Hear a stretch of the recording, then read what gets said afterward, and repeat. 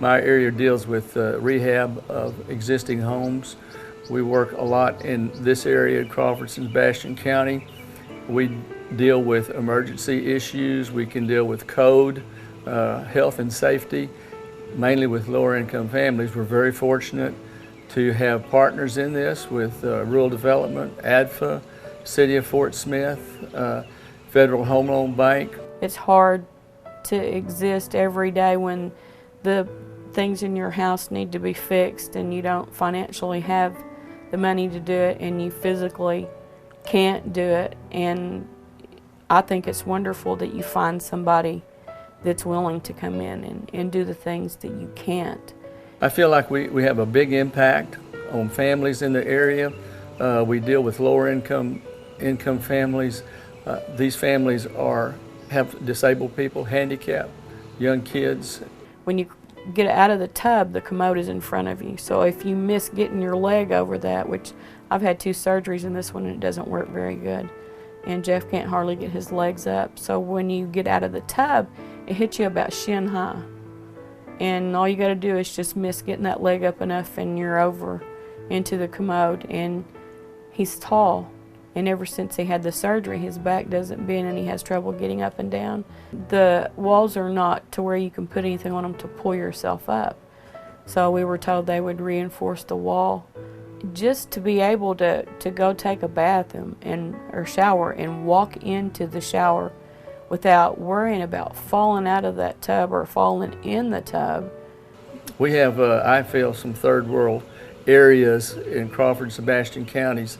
Most people don't see this, but I see it on a daily basis where you go into homes that the floors are rotted out, it's full of mold, conditions that no one would want to live in. And what our purpose is to go into these homes and try to get them to where they're habitable, where the people have a comfortable life. Our front bathroom has a soft spot where the floor is wet, and we worry about that getting softer and someone falling into where the floor is soft. I've put a little piece of 2x4 in front of the sink, and to know that the house will be safe. You worry about people coming to see you, and you wonder, are they gonna, no, don't use that one, the floor is soft. And it's kind of embarrassing because you know you can't fix it. And it's hard for Jeff because he's a physical person. And then some of the boards are getting loose and there's knot holes in them, and there's one that's right in the very middle of the porch. And I'm afraid someone my size or bigger is going to step in it and they're going to be right down in the middle of the front deck, and it's real wobbly where it was really never intended to be permanent.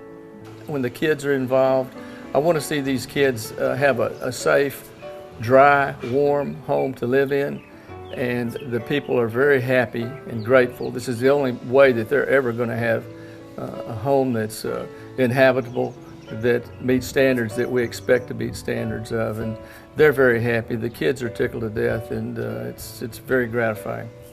In the windows, when you sit by them, you can see them moving. Sometimes if it's real windy, it'll move the curtains. You can feel the air coming in, and the sliding glass door back there is really, really cold around it.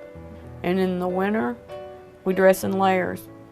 Jeff will sometimes wear 5 layers on top because he hurts so bad, and when he gets cold it makes it worse. And we have a hole in the hall that there's a piece of plywood over it, so it'll be nice to not have a piece of plywood in the hall, but the ductwork is underneath where that hole is, and if you step in it, when you go down the hall you have to straddle.